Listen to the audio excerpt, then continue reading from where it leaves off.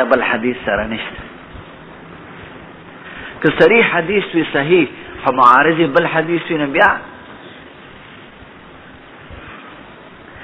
نو صحت د حدیث صراحت که معنی دو درې معنا جوړیږي، یو عالم یو معنا کوي بل بیا بس کې یا معارضه وي د بل حدیث مبارک سره. نو دې درو واړو څیزونو نه پس عمل په حدیث کې دي شي او دا معرفت هر چاته حاصل دی. هر کو جابودي چې پوزه په توره کې ویزلو واره نو چې څوک دین د ټورو نه دغه ګڼي به اسانه ګڼي دا کمقل. ها نو دې خبرو ته خیال لرئ ښه دا خلک دوکه کوي په دې طریقه.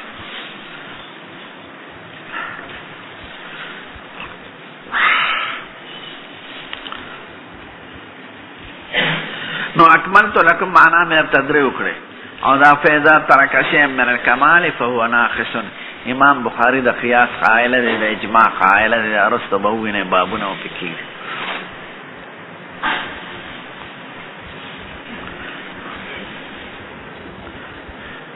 نو فیضا ترک شیء من الکمال فهو ناقص دا جواب ته اشاره ده چې دعوه خدا او دلیل دی دلالت په یو جز کې په بل نه کوي. نو دا بل جز په دلالت النص سره ثابت شي او په قیاس صحیح سره چې د قیاس من باب اولا وي. ها حدثنا مسلم ابراهيم قال حدثنا هشام قال حدثنا قتادة عن انس عن النبي صلى الله عليه وسلم قال يخرج من النار من قال لا اله الا الله وفي قلبه وزن الشهيدة من خير.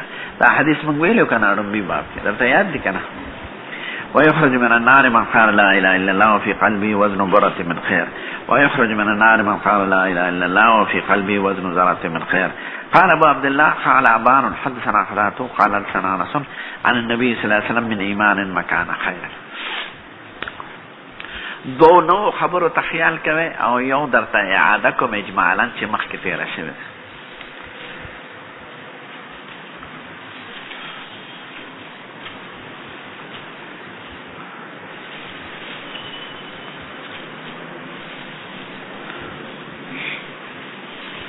اوله دا چې د دعوه د کم دی نه ثابته کړه.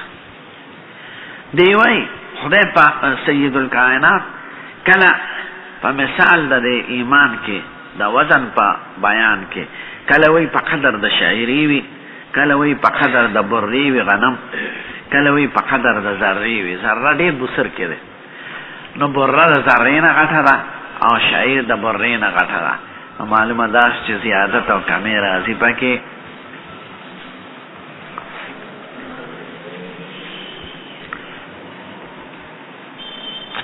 نو د اثبات د زیادت او نقصان د ایمان د مثالونو د مصطفی نه وایي چې حضور مبارک کله وایي ایمان په قدر د شاعري وي، ایمان په قدر د بري وي، ایمان په قدر د ذري وي او د درو واړو دانو کې تفاوت دی. نو معلومه ده چې ایمان زو تفاوت دی او قابل د زیادت او د نقصان دی. نو دعوه د مثالونو نه ثابته شوه. اوس یو سوال د طالبانو کوم خیالي ورته چې دعوه خو زیادت او نقصان په ایمان کې وه او دلته شعیره او بره او ذره سره لفظ د خیر ذکر شوی دی، من خیر من خیر.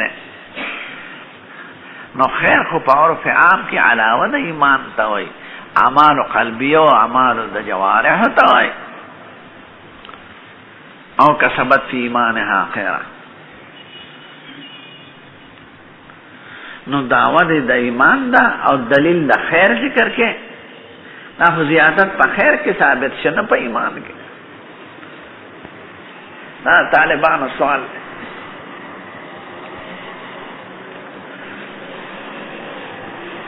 نو د دې جواب ته په دې بل مطابق ذکر کولو کې اشاره کوي.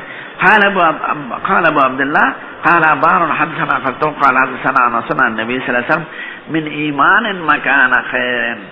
کدی راوی د هشام کاکا د خیر ویلې دی، نو یو بل راوی دی ابانی نوم دی د قتاده مغم شاګردو دیم دی هغه من ایمان ویلې دی. نو شعیرة من ایمان، برة من ایمان، ذرة من ایمان. نو زما دعوه په اعتبار د مطابق سره ثابت دی. د د دې خیر نه مراد ایمان دی په دلیل د متابعې سره. د قتاده دوه شاګردان دي، یو هشام کاکا شو اړومبې روایت یې ذکر او دویم ابان کاکا دی چې په مطابقه کې ورته اشاره وکړه. نو هشام من خیرن ویلو او ابان من ایمانن ویلو. معلومه دا شوه چې دا د خیر نه مراد ایمان دی.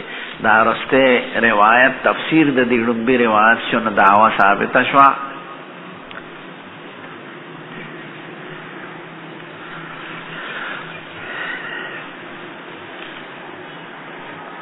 نو باب سره مناسبت په دې متابع روایت کې دی نه په متابع کې، په دې دویم روایت کې دی نه په دې اصل کې.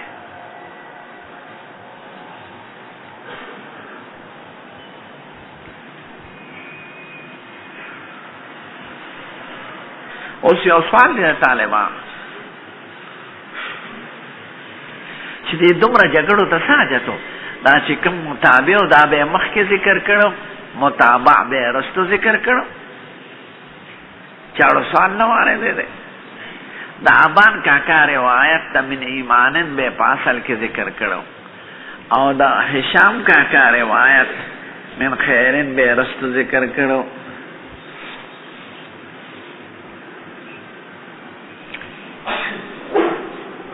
نو سوال به نه واره دی نه به دا اشکال و طالبانو ته.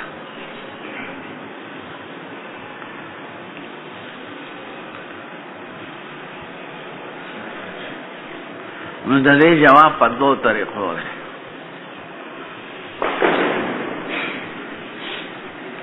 اوله دا چې قاعده دا وي مفسر مخکې مفسر وروستی، مبهم مخکې موضح وروستی، مجمل مخکې مفصل وروستی.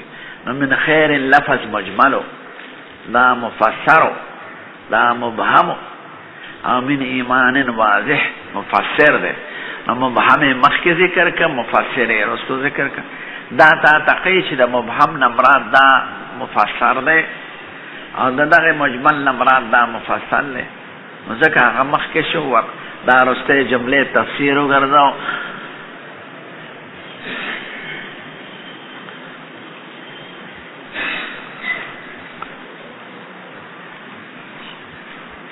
اوس دا سوال و ضمناً چې بیا په یو روایت کې کفایت کړو من ایمان متابع او متابع ولې ذکر کوي؟ او محدثینو کرام دا دستور دی چې یو شی په څومره دلایلو ثابت شي نو مضبوطیږي. یو روایت چې په مختلفو سندونو راشي روایت مضبوط شي نو تقویت دپاره دا دویم ذکر کړي.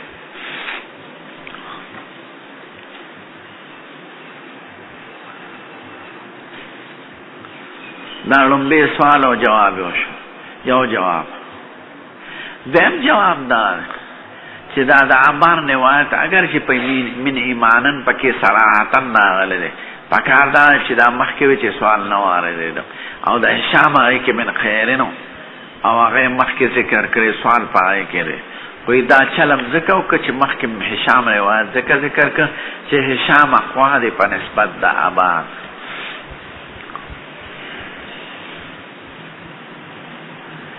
دی د طبقی اولانا روایات ذکر کئی استعامت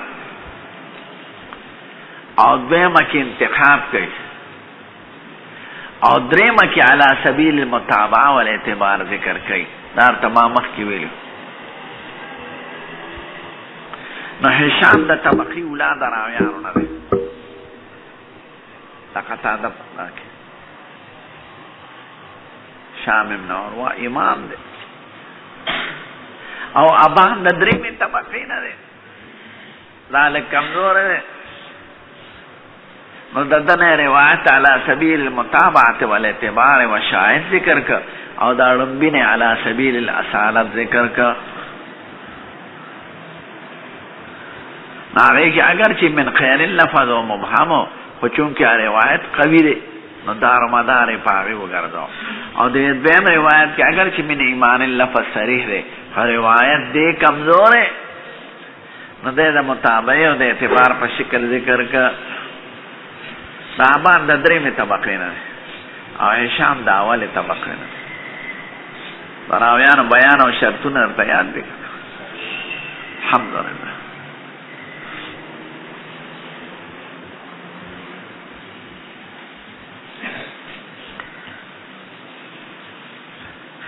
بیا یو سوال لے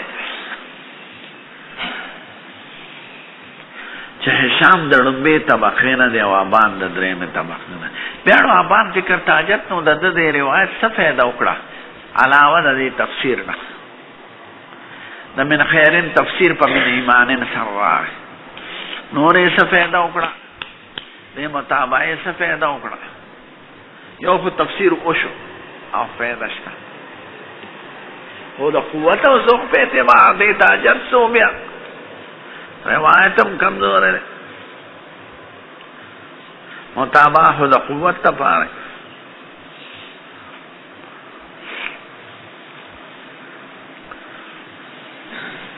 مددی جواب دار چې دا لومبۍ روایت اگر چې راویان د اوچتې درجې دي، هغې کې قتاده د انس نه عنعنه کړې وه او قتاده مدلس دی او مدلس چې روایت په عنعنو کې نو قابل قبول نه ګرځي. هغې ته وګورئ لږ په دواړو سترګو. حدثنا هشام قال حدثنا خلته عن انس. قتاده ګورې امام دی د فقه او د حدیث او په سترګو ړوند او د مکې مکرمې مفتی دی، فقیه مجتهد، خو مدلس دی او عنعنه یې کړې ده.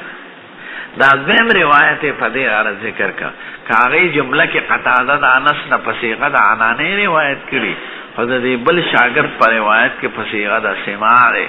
وګورئ ورته قال ابان حدثنا قتادة قال حدثنا انسنا. نا احتمال د عنعنې ختم شو. که دا حدثنا انس نه وي نو هغه روایت ضعیف ګرځېده. متابعه تقویت پیدا که اگر چې ابان په خپله کمزور دی، خو دې کې تصریح بسماع شوه، هغه احتمال د تدلیس یې ختم که نو تقویت یې پیدا که.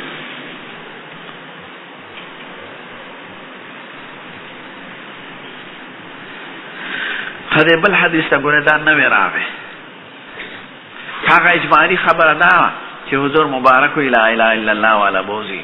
دا څوک دي؟ د دې په باره کې من تصور خبره ذکر کړل.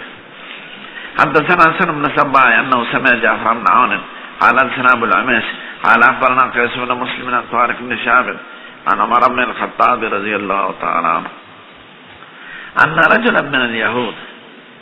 عمر صاحب زمانہ و دی خلیفہ یو یهودی مولا دا کعب احبار دی. د عمر سے په زمانه کې بعض اهل کتاب عالمان مسلمانان شو او د یمنو یو پکې کعب احبار دی، بل حمام بن منبه دی، بل وهب بن منبه دی. دا حمام او وهب رونه دی او دا ثقه دی او دین شیخین دواړه روایات ذکر کوي. او کعب احبار اگر چې دې په روایت و نقل کې د هغې نه اوچت دی، دا د تورات په خبرو کې د اسرائیلیات او تفاسیرو کې اکثر د کعب احبار روایت ذکر کېږي، خو بخاری او مسلم ته روایت نه نقل کوي. دی لږ کمزور دی، په سنن اربعو کې پېښه. دا بل بخاری کې راشي حضرت معاویه صاحب وایي په ټولو اهل کتابو کې دا رښتونه دی، خو د ده په کلام کې بیا هم کذب راغلی دی. وان کنا لنبلو علیه الکذب. سو علماء په قتل عمر صاحب کې متهم ګڼي او تفاسیرو کې اکثر اسرائیلیات د ده په واسطه نقل دي. نو شیخین په اعتماد نه کوي، بخاری او مسلم، او په سننو کې تیرې روایت او وهب او حمام باندې اعتماد کوي. نو دا کعب احبار مولا یهودی لوی مولا احبار ورته ځکه وایي احبار جمع د حبر ده، حبر عالم ته وایي. نو گویا دی د لوی علماء علم مجموعه ده. ان ابراهیم کان امتا. نو دا اسرائیلی روایات ټول ورته یاد د بلا بچي. زه زیارت لورغه دمشق کې خښ دی، حضرت معاذ ابن جبل یو جماعت په برنده کې دروازې سره او دی ور سره خښ دی، دواړه قبرونه دي، یو معاذ ابن جبل دی یو کعب احبار. دمشق حمص کې رشته، حمص کې اولوی جامع مسجد په دروازه کې خښ. معاذ ابن جبل صحابی دی فقیه او دی تابعی دی او عالم د تورات. نو دی وی کعب احبار عمر فاروق تا یا امیر المومنین آیت فی کتابکم، دا سے بلا بچی دی چې ټول قرآن شریف کی کتلی دی یو خاص آیات و یو آیات تستاسو پا کتاب کی تقرؤونها تاسو لولے خسرکم نور سے پروان رازی لو علینا معاشر الیہود کہ پا منگ جماعت دا یہودو نزلت دا آیات نازل وی یعنی دا دی پشان نو لتخذنا ذالک اليوم عیدن منگ باغ روز اختر بناو کڑے وی دمبر دا خوشحال اعلانات بم کڑے وی چې دا آیات د نزول روز به مونږ اختر مناوه او جشن. قال ایو آیت کوم یو آیات یاد نو دی وی الیوم اکملت لکم دینکم، دا آیات دا ستاسو په کتاب کې شته، د مونږ په کتاب کې داسې مضمون والا نشته. نن ما ستاسو دین کامل کړ. په تورات انجیل کې اعلان د کمال د دین نور راغلی. هر یو دین په خپل ځای کامل او هغه ته کمال اضافي وي دا هغه وخت سره او مناسبت سره. او زمونږ د دین کمال حقیقي دی، ځکه زمونږ د دین نه پس بل دین نشته.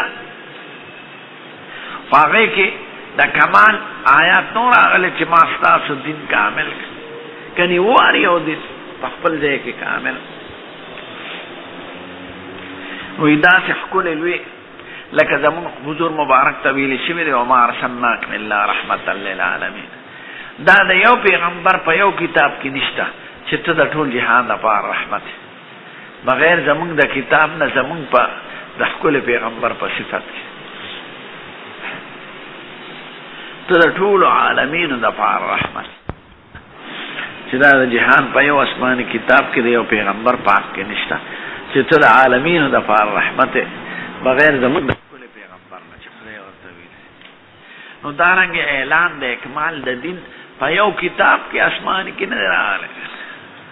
وی داسې مبارک اعلان شوی دی که دا زمونږ په کتاب کې نازل وي مونږ به هغه ورځ جشن او اختر مناوه. کوم آیات داسې د بلا بچی دی یا الیوم اکملت لکم دینکم واتممت علیکم نعمتي، خپل احسانات مې په تاسو پوره کړل او دین مې ستاسو کامل کړ.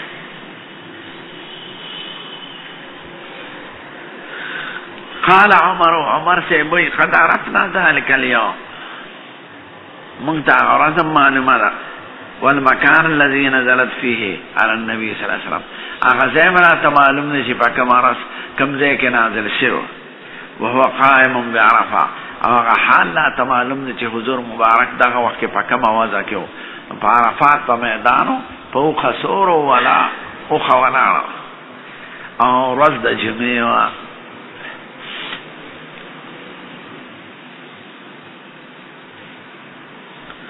دو خبروں تا خیال لائے.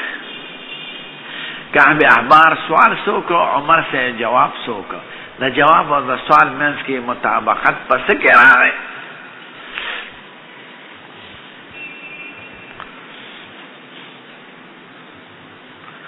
دویم خبر مانا دا اکمال دا دین میں تصویل و سو دا بدعات و مبارک پاتے.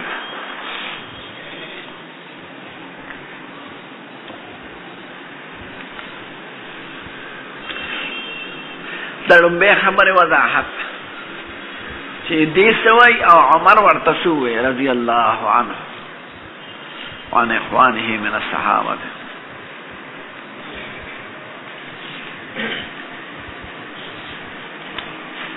دا غسوان داو چی دمر دا خوشحالی خبر ستاسو پا کتاب کے راغل رہے چی آگئی کے اعلان دا کمال دا دین شوئے تاسو اس احمیت دی روز تنوی ورکڑے کدا په مونږ کې راغلی وي مونږ به دغه ورځ جشن مناوه، خوشحالي به هم کوله، چراغان به هم کوله.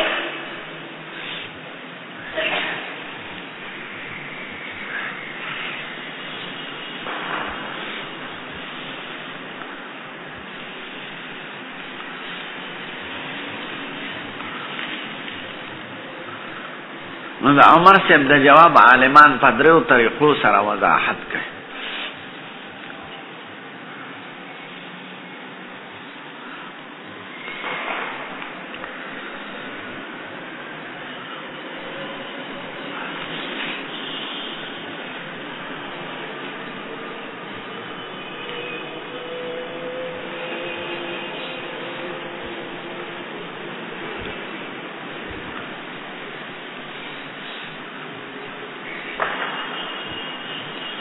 اوله دا وای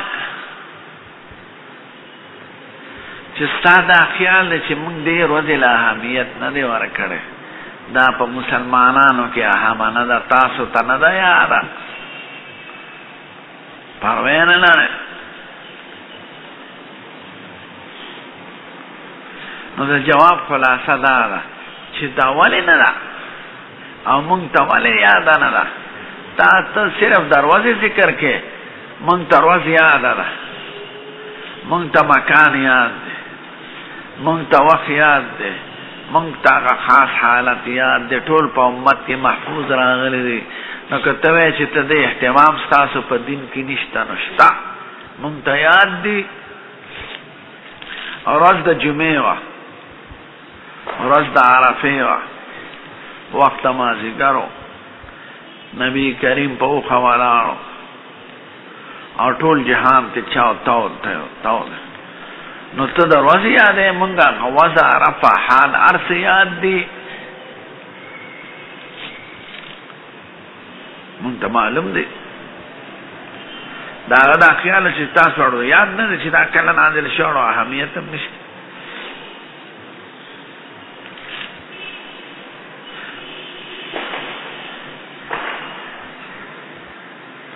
نو ته تپوس دا یو کې زه درته څلور څیزونه بیانو.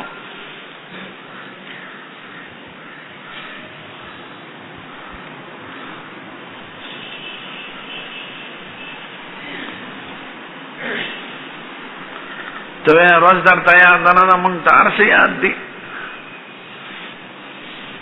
نو مطابقت د سوال د جواب سره راغلی.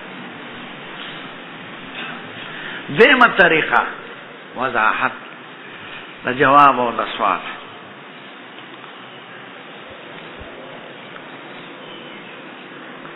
هغه دا چې ته وایې دغه ورځ به مونږ عید مناو، دا په مخکې د مونږ کې عید را روان دی.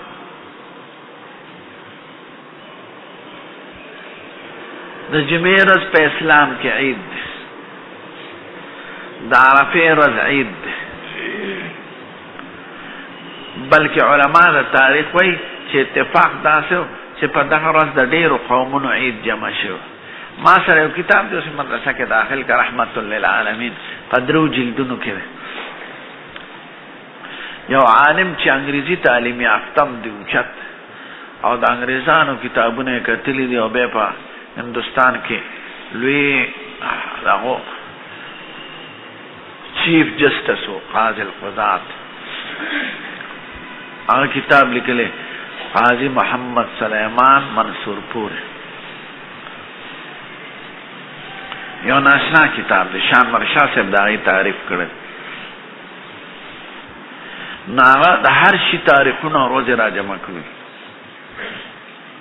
دغه ورځ په تاریخ کې دایرې جوړې کړې، د ابراهیم د امت دا کال، د عیسی علیه السلام د امت دغه اختر، او د فلان کې قوم دا، او د فلان کې قوم دا، د هغې په حساب ټول دومره کم خواري کړې.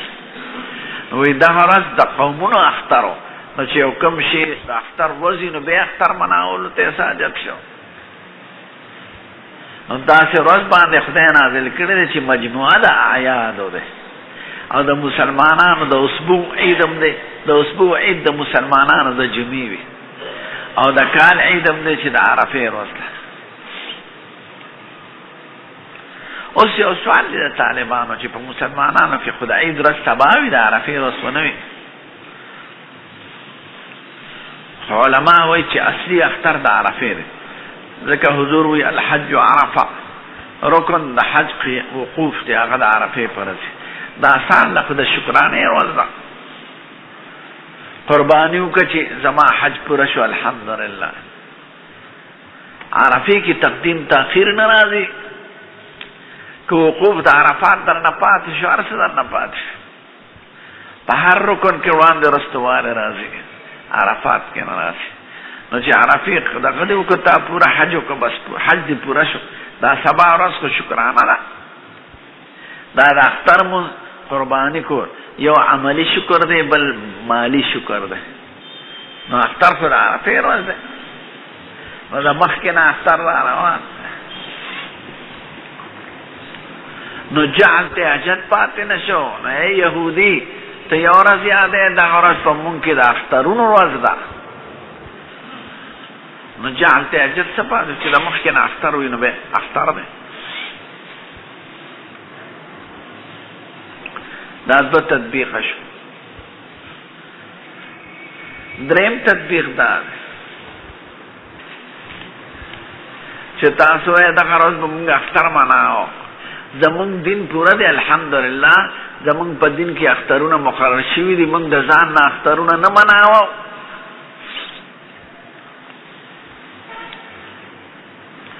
عید الاضحی دی او عید الفطر دی.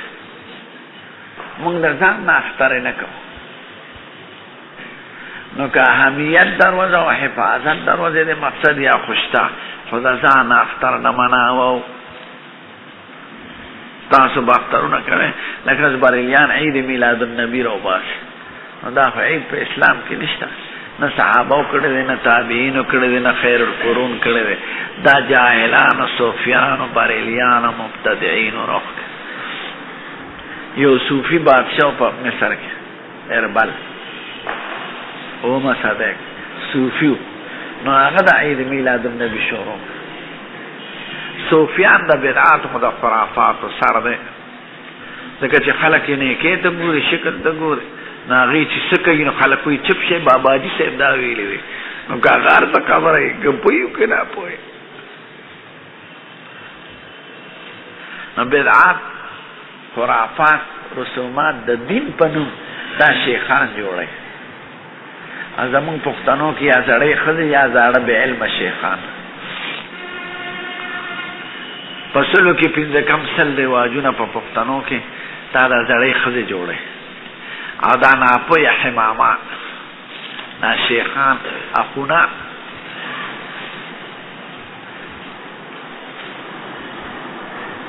دا اخون تعریف درته معلوم دی. الاخون الذي لا يخرج من المسجد الا بضرب الكوتك ويتجول في السكك ويقول للنساء خورك مورك ويكون تحت سريره 20 كندولات لکن دلاندې 10 کندولې. یو کې زیړې روزي بل کې سپینې بل کې لاونې بل کې دالې بل کې ساګ او به د جمعې پښه. نو دې ته څه وایي اخونه. نو دا زاړه قمقل شیخان حمامان او دا زړې ښځې پودړې دا رواجونه جوړه او پیران قمقل بې دینه بې علمه. دا حدیث شریف په ګلستان بابا کې پرم یو کتاب کت یو درو حدیث نقل وی دا حدیث په دلال الخیرات کې حاشیه کې لیکي وایي دا قمقل بچیا دومره نه پیږي چې دلال الخیرات د حدیث کتاب دی. کله شیخانو د وظیفو دی.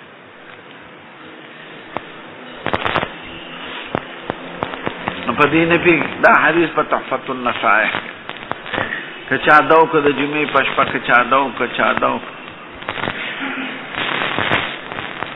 نو عمر صاحب ورته وایي چې نه زمونږ په دین کې اخترونه مناول نشته بغیر د دوه اخترونه چې هغه شریعت مقرر کړی دی. یو عید الاضحی دی او بل عید الفطر دی. دریم اختر نی په اسلام چې څوک دې ته اختر وایي دا بدعت دی. دا خو د عیسایانو تقلید دی او دا تقلید مضمون دی. دا غلط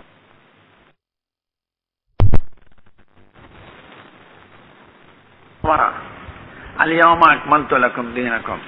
دا دروازه د بدعاتو بندی چې دین کې به زیاتې کمې نه کوي ځکه خدای اعلان دی کمال د دین کړی دی ما ستاسو دین کامل کړ. حضرت امام مالک صاحب وایي که چا بدعت په دین کې پیدا کړ نو د دوه جرمه وکړه.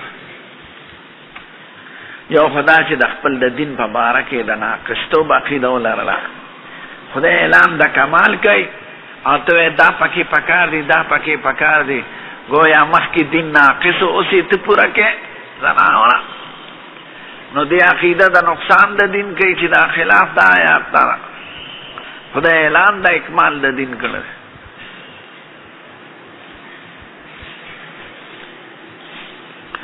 دویمه ګناه دا وکړه چې ځان شارع مقرر کړ چې ما ته حق شته د شریعت د ایجاد، خدای نه دی ویلی، رسول نه دی ویلی، سلف و صالحین نه دی نقل، او ته د ځان یو حکم جوړه. نو دا خو تا شارع فقط شرع د ځان شارع مقرر کړ. سلف صالحین د بدعت ته ډېر سخت مخالف پدیو چې دا خو دین ختمای، د دین نقشه به ختم شي. بدعت څه ته وایي؟ کل ما احدث فی الدین ما لیس منه بنوع شبهة. د دین سنوي او دین کې ته شروع کې په یو شبه سره څه دلیل پیش کې، خو دلیل سم معتمد نه، شبه در سره یاره دا ښه کار دی، دا ښه ثواب دی، دا ښه کار دی، ښه کار خو دی سار زو دومه او دا د تاکال د طرفه چغه ورم د بانک نه پس لا اله الا پزور او څوک پکې پزور درو یا سنا الله کول شي دې زمون په ایمان دې کلمه د ذکر را استاد چغړې خشې نه دې چغړې والے بغیر لوټ فکر وایا چې چاته تکلیف نه ذکر کا درود شریف وایا په دې خو زمون ایمان دې ثواب دې او خلکو ته ولې تکلیف راسه. زنانه د خوب او باسه، ماشومان د خوب او باسه، دا قمقل شیخان جاهلان حمامان خر مردار دا بدعات کوي. لکه اولی که ذکر کوا کې نه بغیر لوټ فکر وایه اچھا ته تکلیف ولې راسه وی ولې ذکر خشي نه دی، دا غنوې شبه ده، ذکر خشي دی خو چغړی خشي نه دی، چغړی ولې مو خو دې چغړی نه مخالف و ذکر نه خو دې مخالف. الحمدلله ذکر او درود شریف باندې خو زمونږ ایمان دی. نو امام مالک صاحب وایي چې څوک بدعت په دین کې پیدا کړي نو دوه نقصان وکړي، یو خدا چې د خپل دین ته ناقص وي په خپل عقیده کې، استاد اضافي ته ضرورت شو. دویم دا چې ځان د شارع مقرر کړ. بیا بدعت عباره کې د علماء دوه رایې دي. سمولیان وی لکه مولا علی قاری صاحب او شوافی چې بدعت دو قسمه، بدعت حسنه او بدعت قبیحه. ناغي هر بدعت قبیح نه وي، لکه مدارس جوړول، کتابونه جوړول، لوټ فکر استعمال، دا خو د حضور او سلف زمانہ کې نو، او نو دا بدعت حسنه ده. او دلیل دا چې عمر فاروق د جمع تراو ته بدعت وی خو نعمت البدعت هذه تراوی وکړو د جمع او دې ته بدعت وی نعمت وی نعمت البدعت هذه. معلومه ده چې بدعت کې خم دي قبیح هم وي. محققین علما زمونږ د دیوبند او د دهلی او د نورو مذهبونو چې کوم او خيار عالمانی هغه وی حدیث کې ټول بدعات او ته گمراهي ویلې شوی ده.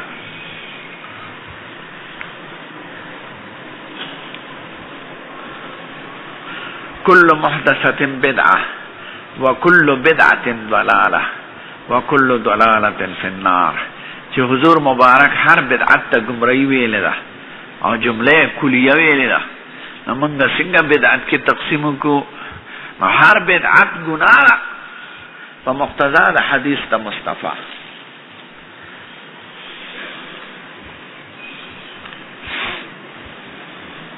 او سوال دا چې د بعض عالمانو بعض اعمالو ته بدعت حسنه ویلي دي، لکه تصنیف و تالیف، مدارس جوړول، طباعت د قرآن شریف، بنا د مذاهب و مثلا.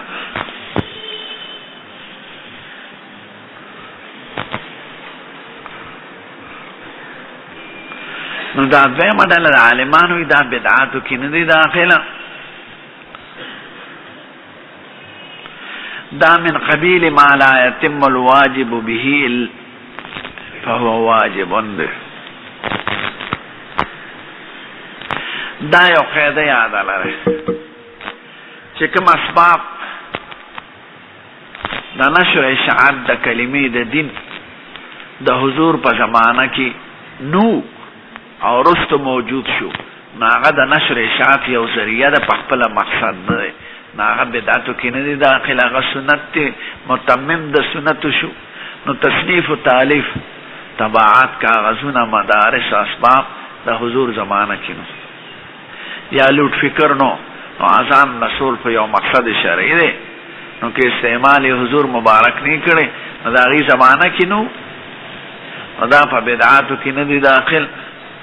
دا من قبیل ما لا يتم الواجب الا به فهو واجب ده، مقدمه دا واجب واجبی او خادم د سنت اتابع د سنت وی او لار د یو علم د علم د خورلو هغه حکم د علم لري، دا بدعت دینه د سره که عمر صاحب دی جمع ته بدعت ویلې، دا بدعت په معنا لغوي دی نه په معنا شرعي سره یو نوې کار، دا ورته به رستو وي، دا بدعت اصطلاحي او فقهي نه دی.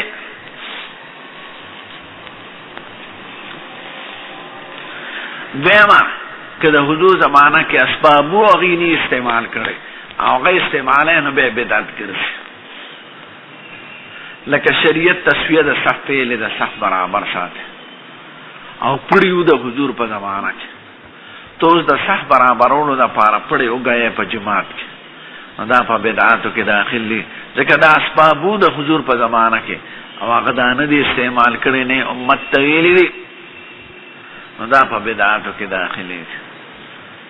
لوټ فکر خو د حضور زمانه کې نو، موټر د حضور زمانه کې نو، جس د حضور په زمانه کې نو، نو که سړی د حج د پاره استعمال کې حج مقصود دی نو دا ذریعہ دا مقصود شو، دې ته بدعت نه وي. او چې کوم د هغې په زمانه کې هغې نه دی استعمال کړی هغه به بدعت ګرځي. نو پړي په جماعت کې ګایول د صف دپاره صف جوړول اگر چې ښکلې خبره ده، صف نیغ ساتل، خو دا اسباب او د هغه نه دی استعمال کړی، نه حکم کړی چې امت ته پړي استعمالوي نو دا به نه استعمالوي.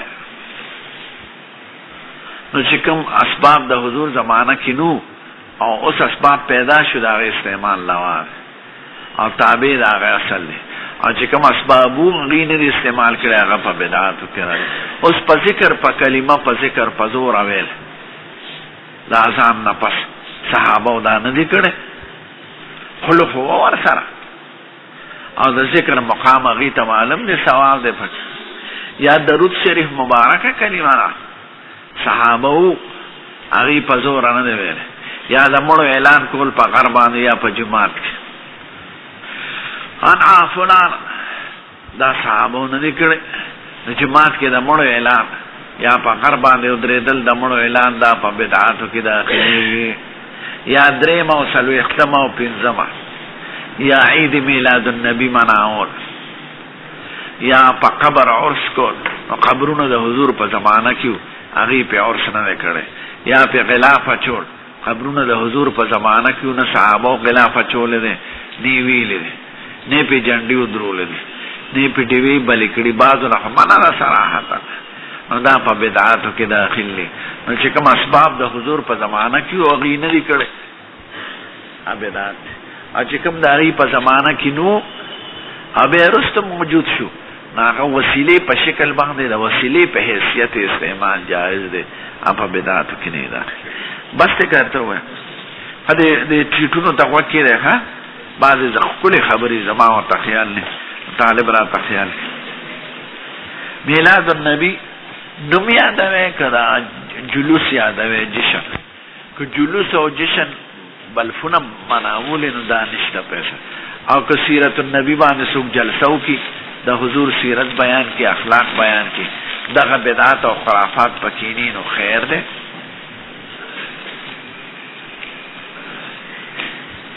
شيء من الكمال فهو ناقص سنة مفهوم مخالف نه دا دلالة النص ده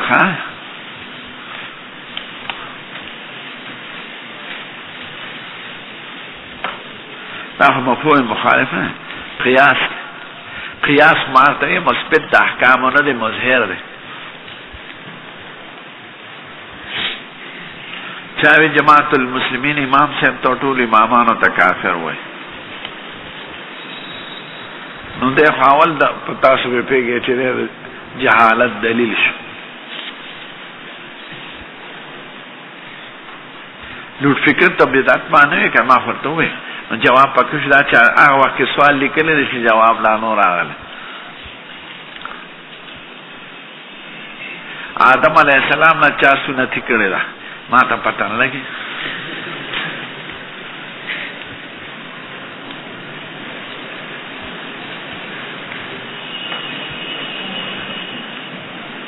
تراب فی انف معاویة افضل من عمر بن عبدالعزیز البدایه والنهایه. دا ما ته دا غلوغ ښکاري. حافظ ابن کثیر ولې نقل کړی؟ ولې ابن کثیر هم انسان دی، په خپل عقل نه کار وایي. د عمر ابن عبدالعزیز څومره مقام دی. ته وایې چې د معاویه صاحب د اس په پوزه کې چې کومه ګرده پرته ده هغه هم د ده نه غوره ده. دا څوک ویلی شي؟ یو انسان یاد کنه بیا مفاضله د انسانانو په منځ کې جاری کیږي. د اس د پوزې د خوردا خو زمان دین هم نه مني او عقل هم نه مني. عمر ابن عبدالعزیز څومره لوی شان، دومره هاتک.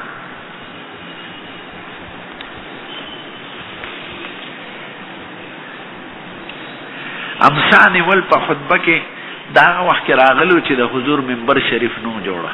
منبر او امسا جمع کړي نه دي. منبر نه مخکې په ستنه پرته وه هغې سره به ولاړو او امسا به یې لاس کوه. چې منبر شریف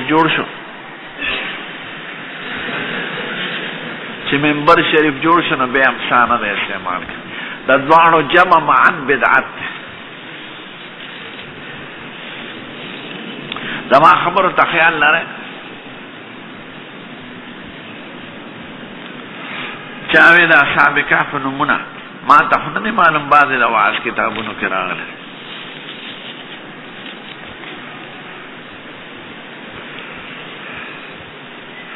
وی فضله اعمالو کې داسې دی چې دومره ذکر کوه چې خلک درته مجنون ووایي. دا د عقل خبره ده چې لیونۍ درته خلک وایي دا تم خیار شوې کوم دار شي. بیا خو جامع وباسه، سامان لاس کې ونیسه او چغې شروع کړه نو خلک به وایي لیونی دی. دا د سړیتوب خبره، دا خو بې دغه خبره. وایي دومره ذکر کوه چې خلک ته لیونی وایي. نه دا خو طریقه نه ده. لږ د عقل نه او د دین نه کار اخلئ. ولې ځان ته لیونی وایي؟ خدای پاک روغ جوړ پیدا کړی او ځان ته لیونی وایي؟ دا خو صحیح خبره، جذباتي خبرې مه کوئ. زما جذباتي خبرې د شیخانو نه خوښ او بې دغه بې اصله.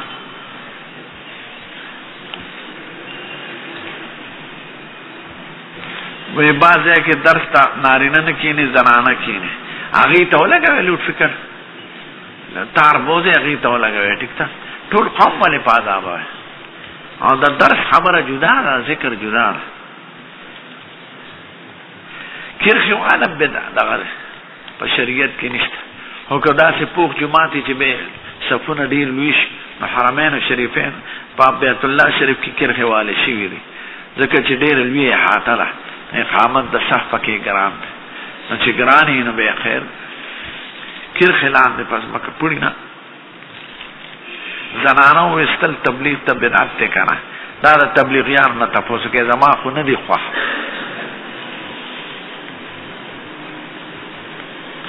دایره د اسقاط بدعت دی که نه؟ او بدعت دی.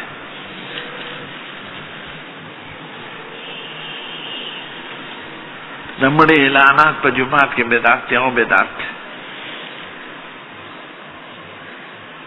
په لوټ فکر چې خلقو ته د اواز رسول مقصدي نو دا بدعت نه، ځکه دا اعلی ده ته فایده والی لکه بجلی په جومات کې بلون. دا خو د حضور زمانه کې نو.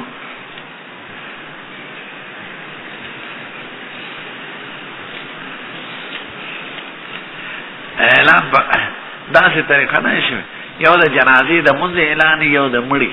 نو جنازې د مونځ اعلان بعضو عالمانو روا کړی چې د جنازې د مونځ اعلان ووری او د مړي اعلان بند. او دا تمحلات زمان نه دي خوښ. حضور پاک داسې اعلان نه دی کړی. بخاری کې به پیرام شي باب الاذن بالجنازه، په دې طریقه نه دی.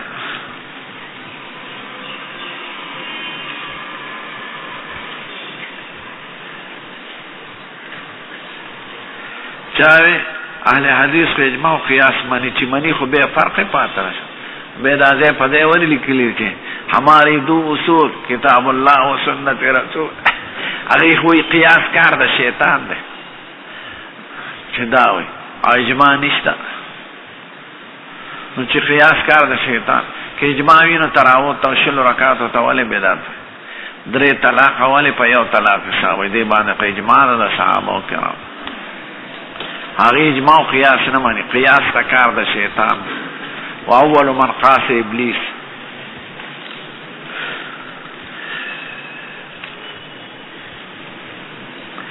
پجما دعا باندې په جمع دعا باندې سنت ګڼل دا نشته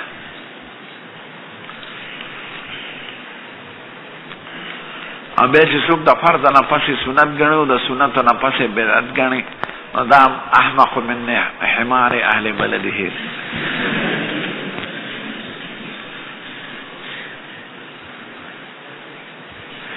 بعض خلک بدرې کس ځان ته کینه یو لوټ فکر کې تقریر او ترجمه کې دا نه ده پکا چې د درې کسان در تناسي ترجمه په داسې کوي چې خلکو ته تکلیف مرسه خلک تنګي خلک د دین نه متنفره کی کالج الکان و سبق ګوري وکیلان و ادا فیصله ګوري مریض وي ولې خلک د دین نه متنفر کوي تاسو ته چا ویلې بظاهر خدمت د دین کوي او غزریه د نفرت ګرځي زه مولا سړی ما ته خلک وي مولا طالب زه پې تنګېږم نو چې څوک اړو دغې سره مناسبت نه لري هغه به نه تنګېږي ترجمه چې تا ته درې کسان ناست دي هغه ورته وایه داسې ځان نه بانې جوړول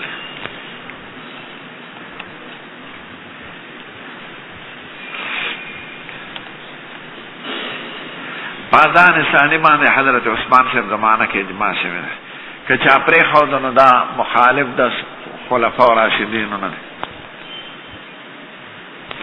دریشتمه سورت عنکبوت او سورت ملک وینا دا بدعت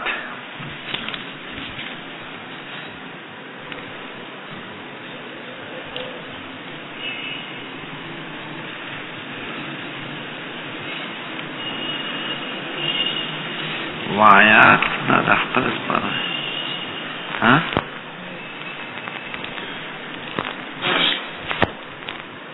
تخیاب آیات نظر معلومیږي نظرات صرف خدای خوی اوفن اوف موای لا هو په استنباط معلوم شو په چې اوف ولې معنا ده حق یو وطن کې اوف کلمه ده خوشاله وي د رحمتي نو نه روانه اگر چې صریح آیات دا خو ته استنباط د علماء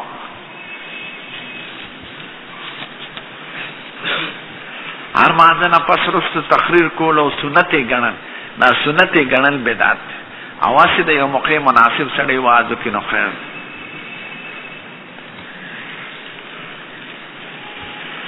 په ریډو باندې اذان کېږي دا څنګه دی دا ریډو والا نه تپوس وکړي دا خو د هغې یو رواج دی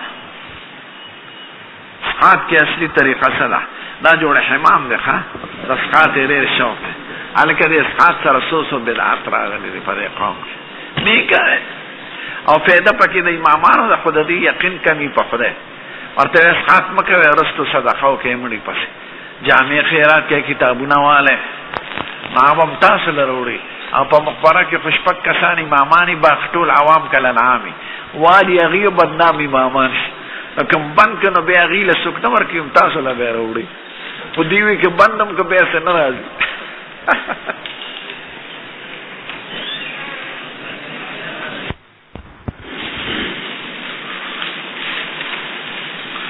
امراه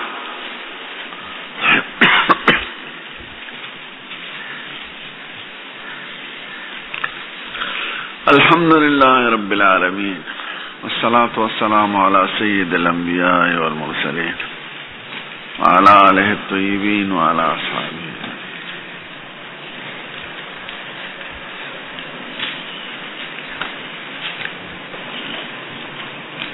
باب الزکاة من الاسلام وما أمروا إلا ليعبدوا الله مخلصين له الدين حنفاء ويقيموا الصلاة ويؤتوا الزكاة وذلك دين القيم.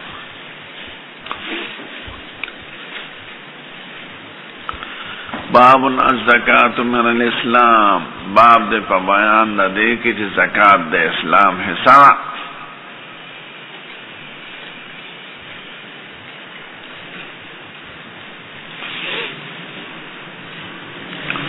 قدر خبر تخیال لرے اول دعوه دا باب صدا و غرص پا دعوه کسر چی دا ارتظار باب کیا دے مناسبت تیر باب سر سر درم شرح او وضاحت دا باب و دا ترجمه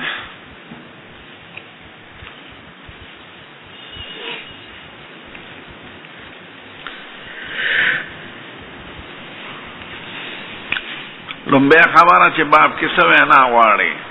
دې باب کې بیان د یو شعبې د شعبو د اسلام ذکر کول غواړي چې شعبه د زکات. نو دا ورته وایي چې زکات د اسلام حصه ده. اسلام کې زکات هم داخل نه. او د امام بخاری رحمه الله محدثین په نزد اسلام او ایمان یو شی دی. نو چې زکات په اسلام کې داخل شو په ایمان کې هم داخل شو. او زکات یو فعل دی د افعال د بدن نه. د ایمان کې افعال هم داخل شو، اعمال هم. الایمان قول و عمل دا ثابت شو. کوم شی چې قول او عمل یې کې زیادت او نقصان راځي نو دا مشترک دعوی د ټولو ابوابو چې الایمان قول و عمل یزید و ینقص، دا په دې باب کې ثابتون غواړي.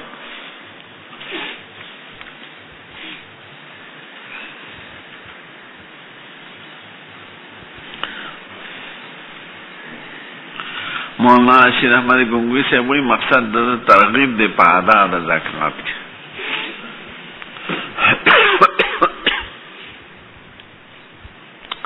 ادی شعبے ذکر کول کے مقصود رد آئے خلق دے چاہی ایمان بسیط ہوئے اور ایمان کے اعمال و افعال داخل نہ ہوئے. اگر متکلمین دی، مرجعہ دی، جہمیہ دی، کرامیہ دی، دا فرقو دیوی ایمان نم دا تصدیق دے فقط، یا ایمان نم دا معرفت دے فقط، یا ایمان نم دے اقرار دے فقط. دیوینا الایمان الزکاة من الاسلام، زکاتم شعبہ دا شعب دا اسلام نا. اسلام منحصر ہوئے پا تصدیق کی یا پا معرفت کی یا پا اقرار کی، دا صحیح نہ دا.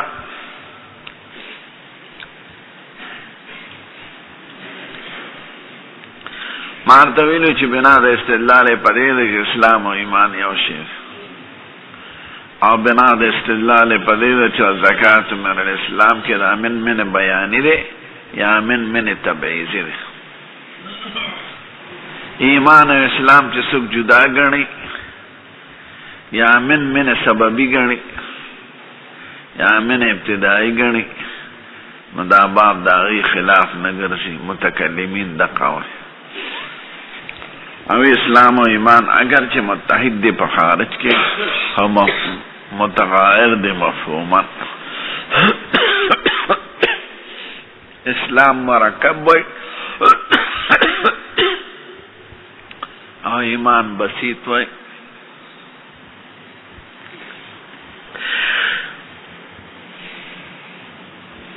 داڑو بے خبر شو.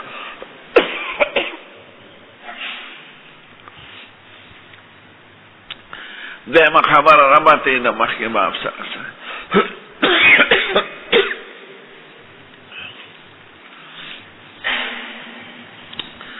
ربطی دا چی مخی باب کی بیان دا زیادت او دا نقصان دا ایمانو. باب زیادت الایمان و نقصانی. دے باب کی بیان دا ما به زیادت و ما به نقصان ذکر کول غواړي. زیادت په ادا د زکات سره راځي او نقصان یې په ترک د زکات سره راځي. نو مخکې زیادت او نقصان او اوس ما به زیادت و نقصان. په کوم شي زیادت راځي او په کوم شي نقصان راځي؟ هغه په اعمالو راځي. اعمالو کې زکات داخل.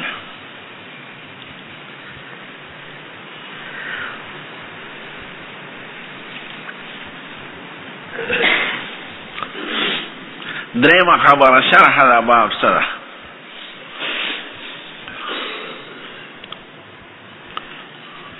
زکات وی په لغت کې نما ته، نما طهر.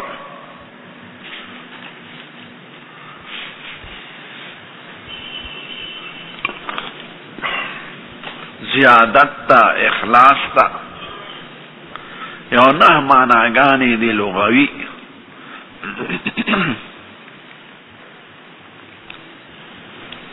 او په اصطلاح د فقهاء کرام و محدثینو کې زکات څه ته وایي؟ اصطلاحي معنی یې څه ده؟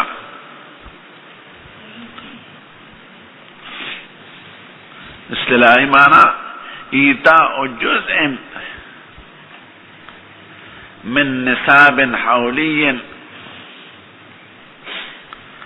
الى فقیر غیر هاشمی. ایتاء جزء من نصاب حولی الى فقیر غیر هاشمی. دیتا زکات وی یو جز د مال ورکول د نصاب حولینا فقیر غیر هاشمی تا. نو درې خیر شو پکې. د زکات بیان بکو خپل ځای کې انشاءالله. او زکات ټول مسائل لاجی دی 5 اصول ته.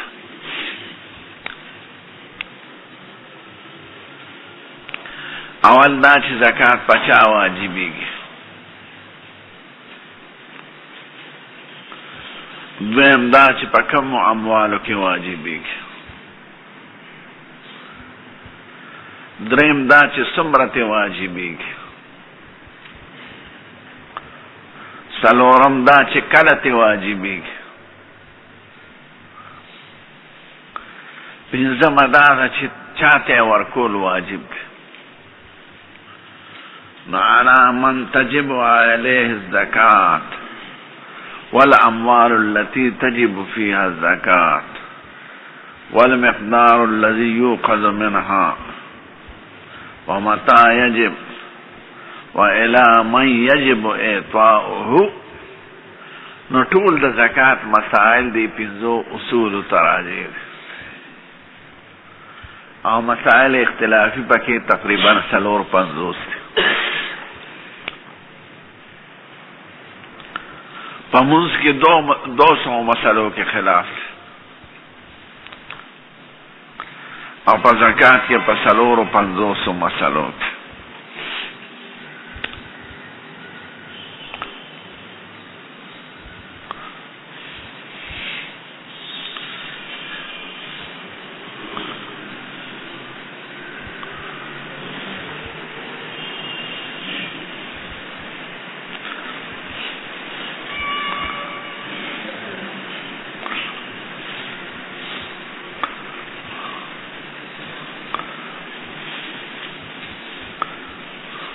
ترجمه په 2 سيزونو مشتمل ده.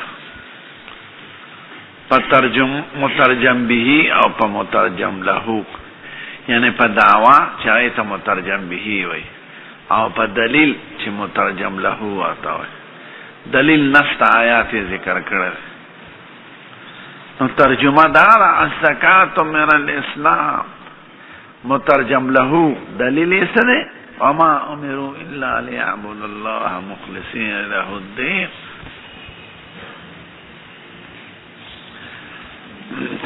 زکات د اسلام سره د دین سره ولی ځکه آیات په دې دلالت کوي. آیات کې څه دي؟ وما امروا الا ليعبدوا الله دوی ته حکم نه دی شوی مګر د دې چې عبادت به کوي د خدای پاک مخلوق